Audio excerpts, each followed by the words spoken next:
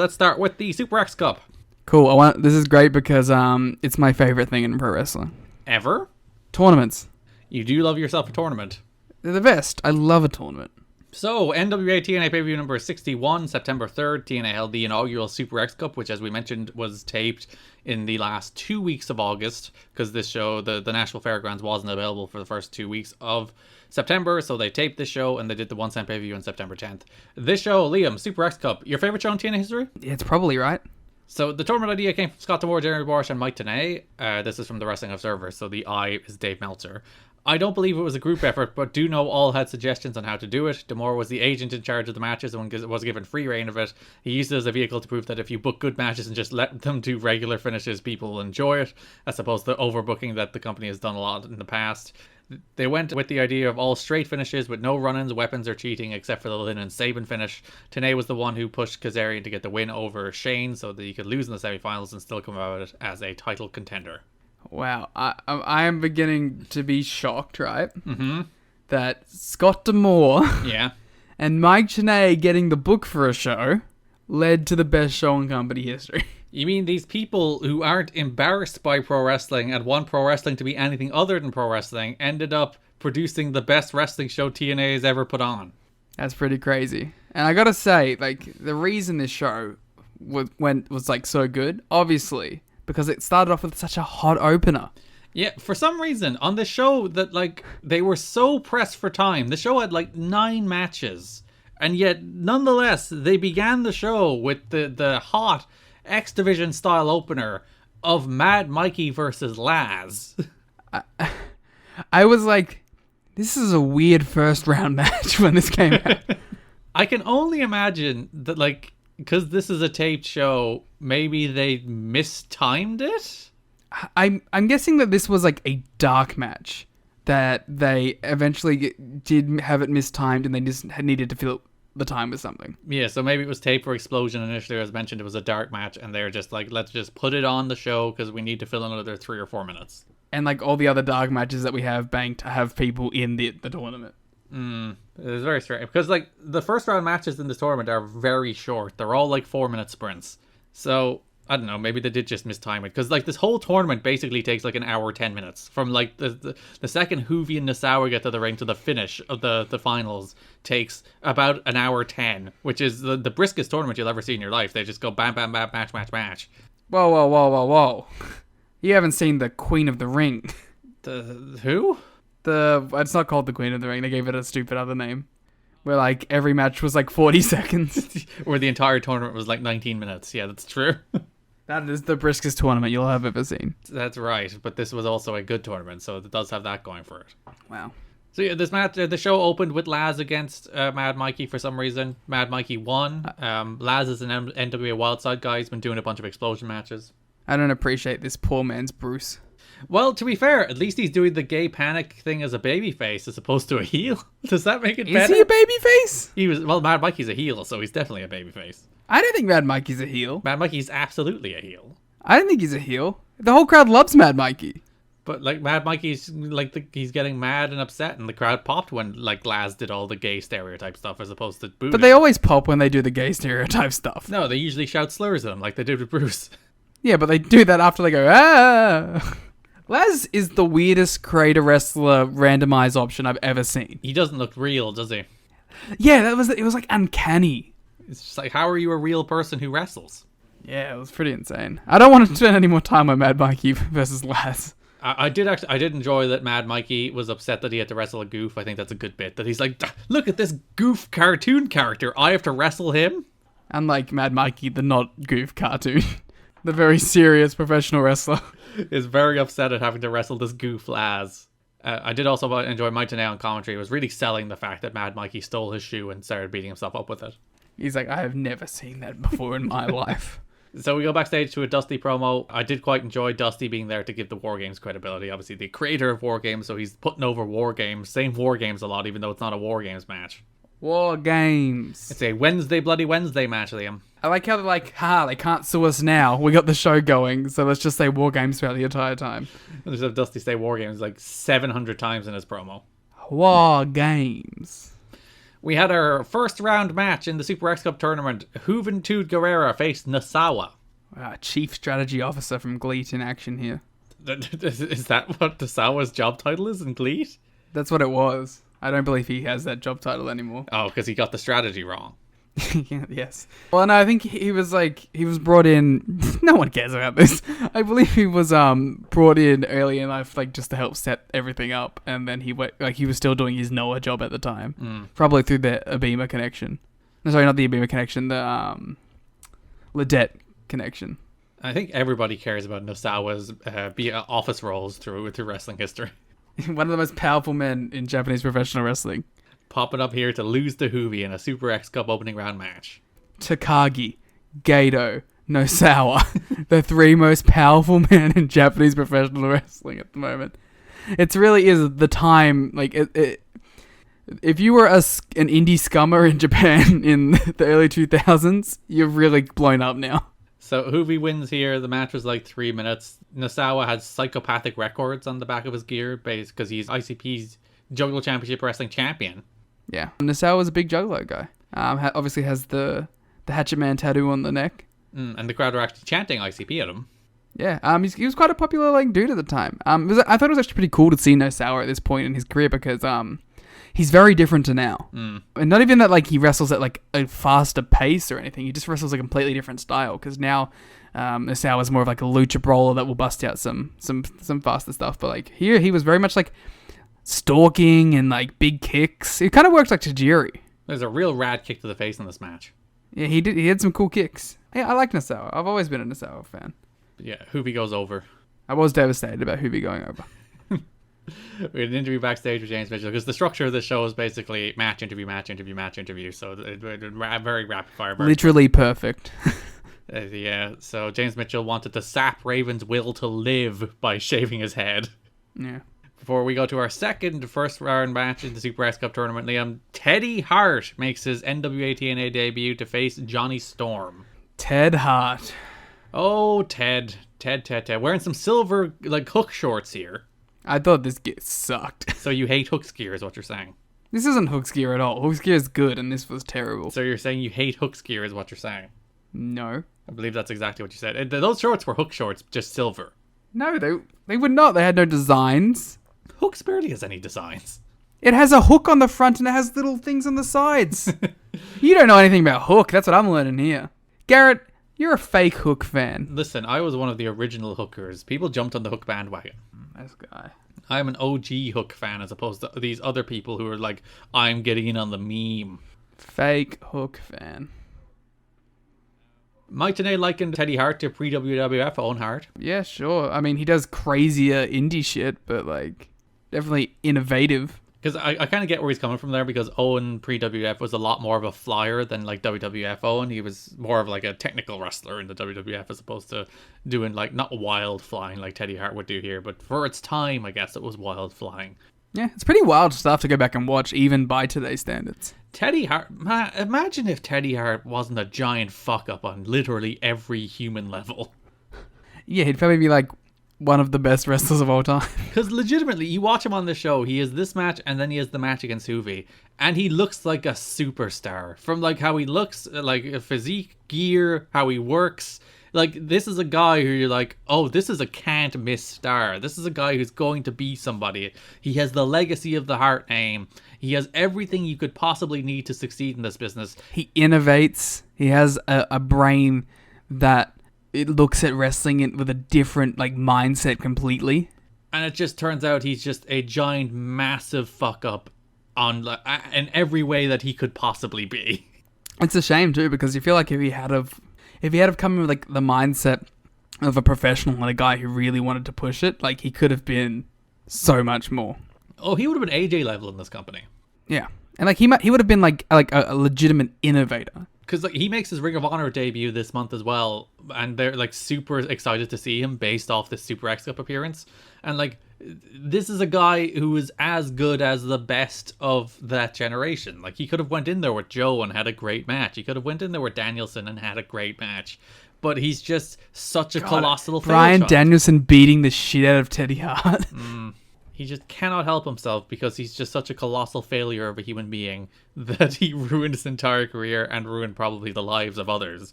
A legitimate, like, wild man. The match was fine.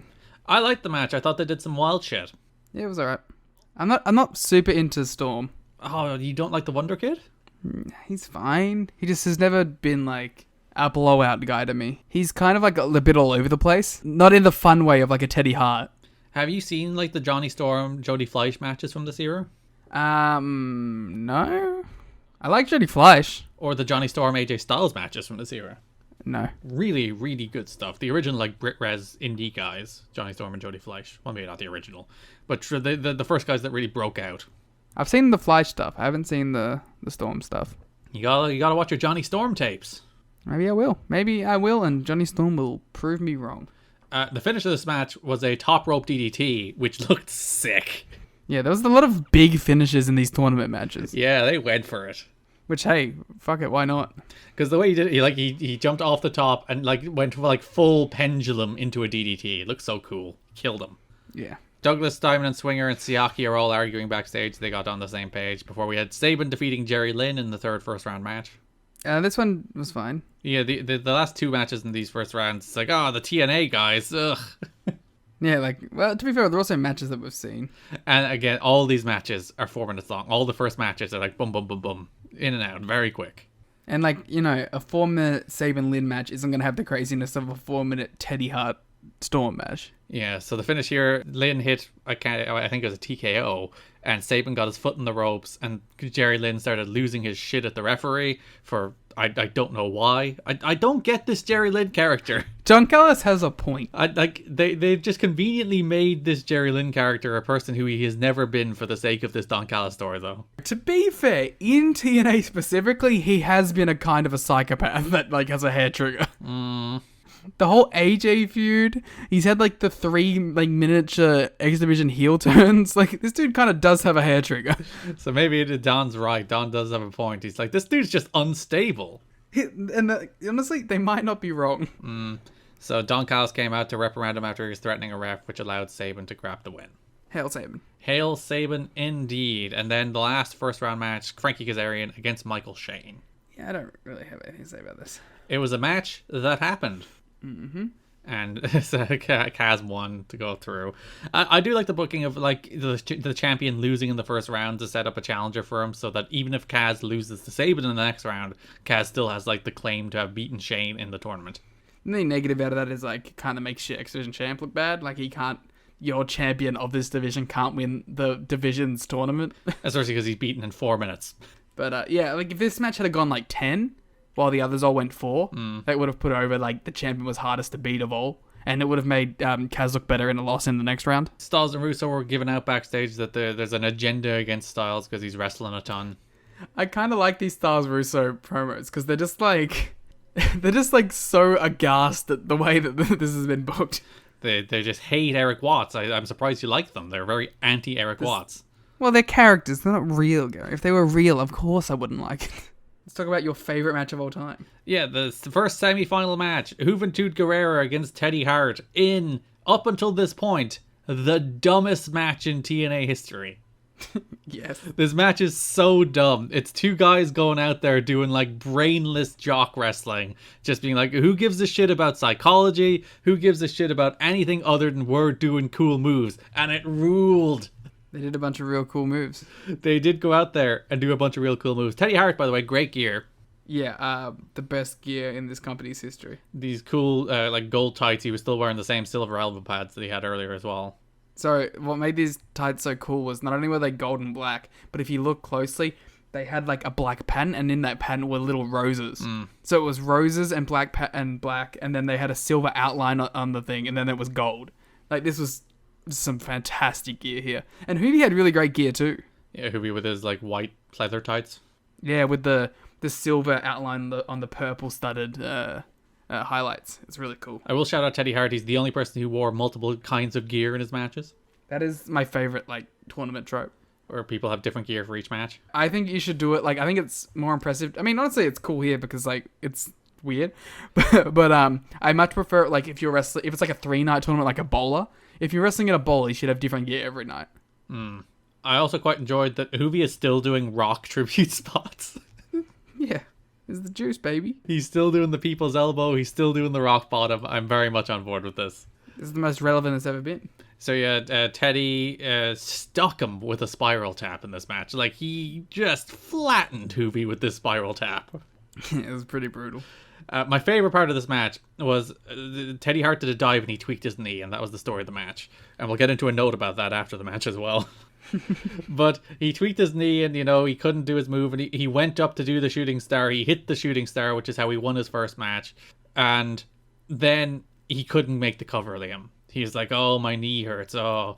He was so fine with it before then. Like, leaping up there, flipping off to do the move. But my favorite part is, like, literally 10 seconds later, he does a nip up. Yeah. He's too hurt to get up on this shooting star. But 10 seconds later, he's like, I'm fine. Not his only problematic nip up. Finished top rope Hui driver as well. Insanity. One of the coolest things that this show has ever done. Like, move-wise. Dropped Teddy Hart right in his head off the top. Up there with the second rope Styles Clash. God, this match ruled. This match is like, I give this match 4 stars. It's so stupid. It's like two guys just doing the most brainless shit. It's a big night for Hoovy. Yeah, it is a very big night for Hoovy. I think it's a big like comeback night for Hoovy. A guy like in the WCW days, people are like Hoovy and Ray are the two guys. They're the two top luchadors who clearly are like have the highest ceiling, especially given how young they were at the time. And then it worked out very well for Ray, and it never quite worked out for Hoovy. And I think people are like, well, he lets his demons, he lets his personal issues get in front of him. And this was like a big comeback night for him, where he went out there and killed it.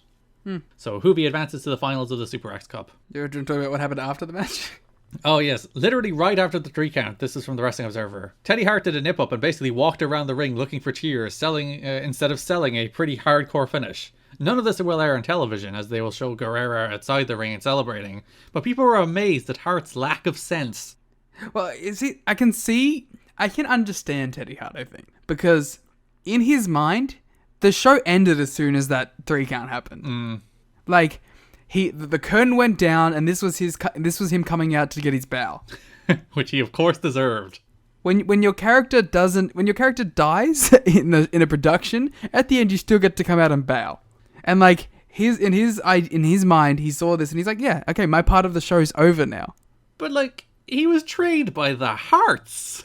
Oh, obviously not as brutally as other people were. Like, he knows that's not how wrestling works. Like, there was once an episode of Raw that ended with Chris Jericho being knocked out by a knockout punch, and Jericho lied in the ring until everybody left. Well, to be fair, that's a bit. He sold the move until everybody had left the building. Like, that's how pro wrestlers work. They're ridiculous human beings who, like, commit to their bits to an extreme degree. They do not break kayfabe. So, like, he was raised by the kind of people who should have taught him things like that. Just born different. He was. Teddy Hart, born different. In many different ways. So your other semi-final match, we had an interrogator segment with the red shirts. They like Don Callis. They're very mad about things. Same. And our second semi-final, Frankie Kazarian against Chris Sabin, where Sabin won to advance to the finals. And maybe their best match, because they just went out there and went straight to doing shit. Yeah, this was they just did spots and it was cool. Because like maybe they should just work 1,000,000 miles an hour every time. Man, the X Division story. Instead of trying to work holds or do something else or build, it's just go out there and do shit. That's what people want out of you. The same one with a muscle buster that he calls the Back to the Future. Everyone's got a move called Back to the Future. Well, particularly Chris Sabin and Frankie Kazarian have moves called Back to the Future. A lot of people love frickin' Back to the Future. It's a good movie, but I don't know why people love it that much. I have definitely seen it. Have you not seen Back to the Future? I have seen Back to the Future. Have you actually? Yeah, I've seen it. Or are you saying that so I won't shout at you? No, I've seen it. Have you seen Back to the Future 2? No. Ah. Ted Hart versus Juventud got a 4 1/4 from Dave. Damn right. That's the most Dave-ass match that's ever existed. Like, for all the things people say about Dave, like, he cares about like technical execution of things more than anything, more than like psychology. But he also loves some dumb shit. Yeah, like he doesn't care about psychology. He doesn't care about like emotion. Like just people doing things technically well is the thing that like pops him more than anything, which is I think the reason he loves modern wrestling more than anything. And like that Teddy against Hoovy match is like the definition of it. I think he also just loves innovation, or really respects innovation. I don't think he's going to be the guy who's like, oh, he really didn't sell the knee properly there. Yeah. Or he'll mention it, but like it won't be a game breaker for him. Like, yeah, that's not who Dave is. That's not who he has ever been as a critic. Because if you read, like, Dave's reviews of matches, he never reviews matches. He does walls of text of what happened and then slaps a star in it. Dave will never tell you why he liked a match. He breaks it down to, like, the move by move. It's because that's how he thinks about wrestling. It's not emotion for him. Which is wild, because that's what the entire goddamn sport is. But that's what he likes. He just breaks down move by move, rating. Which is fascinating that then made him the preeminent critic in the entire genre. But alas, here we are. We go backstage. Oh no, did we had the final first? We had the final first. So yeah, poor Chris Sabin went out there, had the match against Kazarian, and then went straight back out to have the main event against Hoovy. No, he probably had this on another taping. That's true. I think they did, but still. Super X Cup final, Juventud Guerrero versus Chris Sabin. And for me, maybe the best match in TNA history so far. I like the cage match more. They're both up there as like 1 and 2 for me. And then the first X title match, I think, is the other one that I think. I think this blows the first X title match away. You're a hater of Jerry Lynn, though. That's well known. Nah, true. So, you gave this 3 3/4 first, so don't you tell me about what blows things away. No, I didn't. Don't you come out here and tell me about what matches are good or bad when you gave this 3 3/4. I gave this 4 1/4. I don't know what you're talking about. Yeah, you do. Don't you think I don't see your revised star ratings? Or, well, I didn't. You told me about it. But no, I've learned to never tell you anything. That's true. You shouldn't. I'll expose you. This was great. This felt like a Best of the Super Juniors finals. I loved the way they worked this match, in that it was the most, I think, counter-focused match I've ever seen. Or, like, the crux of this match is that these two dudes keep on countering each other. They relentlessly counter each other. They go for power bombs, they slip out. They go for Ranas, they slip out. They go for cradle shocks, they slip out. They go for Hoovy drivers, they slip out. And they do those sequences at 1,000,000 miles an hour. Like, they're just going. And this match is 15 minutes. It's not like the other ones where it's like, you know, it's Ted Hart and Hoovy out there for 8 minutes where they're just doing wild shit for 8 minutes. It still had escalation to it too, which is super impressive. Yeah, like the amount these two countered each other, like, just blew my mind. And the speed at which they did it, like every single sequence where they're like slipping in and out of moves and countering each other and constantly moving into something else. Like, God, these two are such, like, Chris Sabin is, I think, 21 here? Oof. I know, it's so upsetting how good he is. I think this is really interesting too, because they managed to give the feel and the emotion of a 25-minute epic and like condense it to 15 minutes. Which I think is what everybody should strive to do. Probably. Dave gave this 4.5. Damn right. Right in line with me. Good job, Dave. You are correct. Yeah, this is fantastic. This is one of those matches that you, like, listen to our recommendations, go see this one. There's also, like, just the head droppiest of head drops in this match. Yeah, there's a couple of them. Or Hoovy does a tiger driver and drops Chris Sabin right on his head. Like, there's no, like, oh, it's on his neck. He's like, it's literally picks him up, top of his head. I don't know how he didn't die. Yeah, Hoovy's a killer. Also, he does the Hoovy driver in the corner and then goes up and hits the 450. And one, it's foreshadowed by Sabin getting a rope break in the first match, so it's like a little bit of a through tournament storytelling. But he gets his foot in the rope in like one of the best rope break segments. I've seen this match like 6 or 7 times. I bite on that near fall every single goddamn time.